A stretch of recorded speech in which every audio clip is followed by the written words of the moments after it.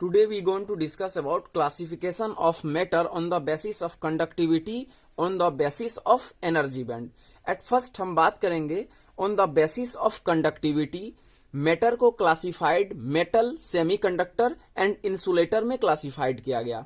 Metal they possess very low resistivity और high conductivity.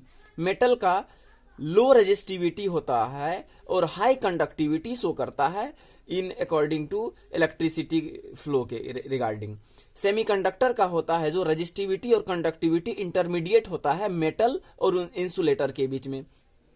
अगर insulator की बात करें तो हाई रेजिस्टिविटी और लो कंडक्टिविटी होता है. दैट्स मीन्स इलेक्ट्रिसिटी को अपने से फ्लो होने नहीं देता है. तो ये कुछ इसका कंडक्टिविटी और रेजिस्टिविटी का ये कुछ ऑर्डर दिया हुआ है मेटल का, सेमीकंडक्टर का, इंसुलेटर का. इस रीजन में लाई करता है जहां की सिग्मा कंडक्टिविटी है और रो रेजिस्टिविटी है, जैसा कि आप जानते हैं.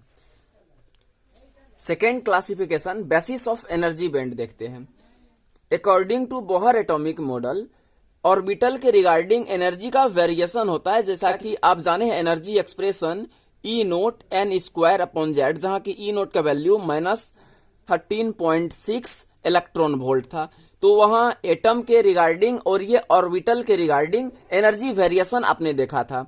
तो ठीक इसी तरीके से जब ये आइसोलेटेड एटम कंबाइंड होके ये क्रिस्टल स्ट्रक्चर बनाते हैं तो उसके एटम जो हैं वो बहुत क्लोजली आ जाते हैं, इनके बीच में इंटरेक्शन होता है. तो चलिए इसके बीच का जो ये इलेक्ट्रॉन क्लाउड है ये ओवरलैप हो जाते हैं. कुछ इस तरीके से ओवरलैपिंग के बाद ये इलेक्ट्रॉन क्लाउड बचते हैं.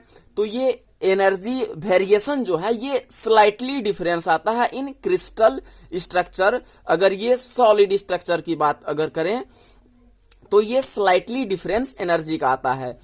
लेकिन इच एनर्जी स्टेट में इच एटम का एनर्जी स्टेट अलग अलग होता है. उसके लिए अलग अलग एनर्जी स्टेट क्लासिफाइड किया गया है.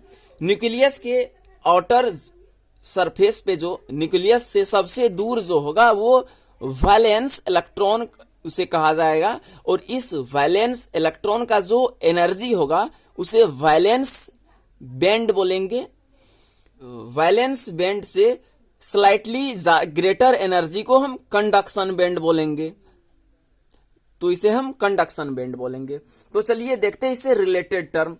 At first inside the crystal each electron has unique position. जैसा कि आपने देखा कोई भी क्रिस्टल अरेंजमेंट हुए होंगे तो ईच एटम का फॉर्म जो होगा वो यूनिक पोजीशन होगा. ये क्रिस्टल फॉर्म में एटम का पोजीशन यूनिक होगा. तो because of this each electron will have different energy level. तो इस क्रिस्टल फॉर्मेशन में सभी एटम का डिफरेंट एनर्जी लेवल होगा. This different energy level with continuous energy variation. तो चलिए इस एनर्जी वेरिएशन न्यूक्लियस के जो दूर जाएंगे तो आपको एक कंटिन्यूअस एनर्जी वेरिएशन आएगा. कंटिन्यूअस एनर्जी वेरिएशन आएगा.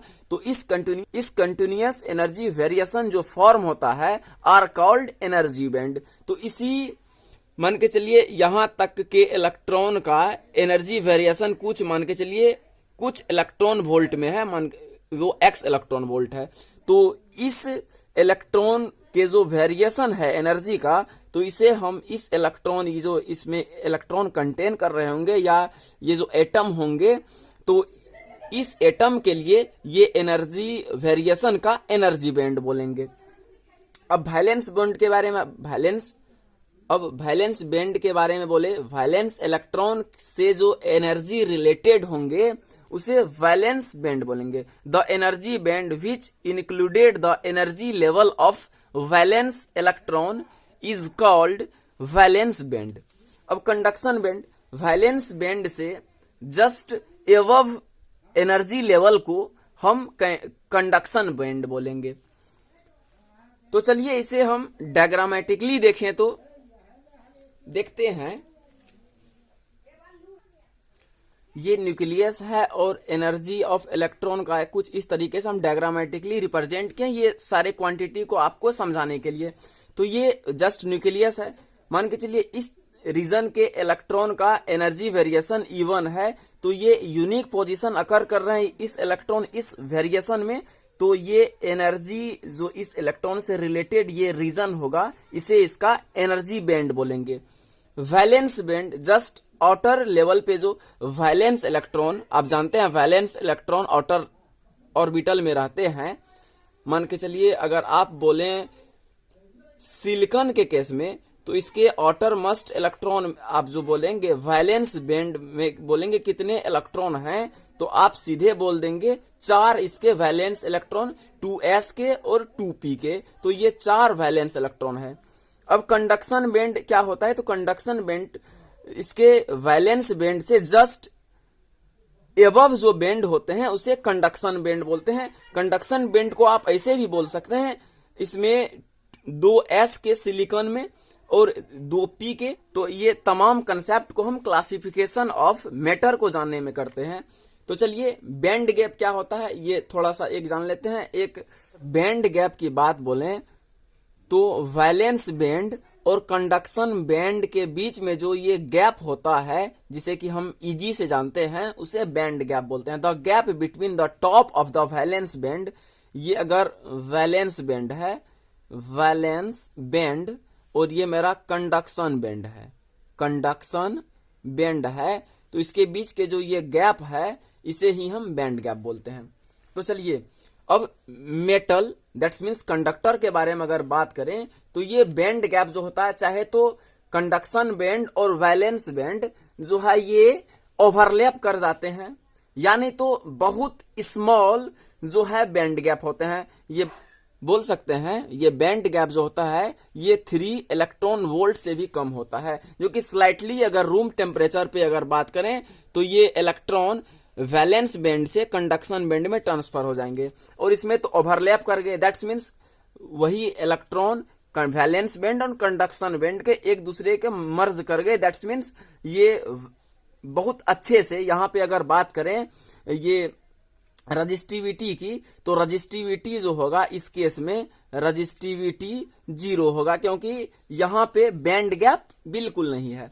ठीक इसी तरीके से इंसुलेटर की बात करें तो ये जो है बैंड गैप ईजी जो है वैलेंस बैंड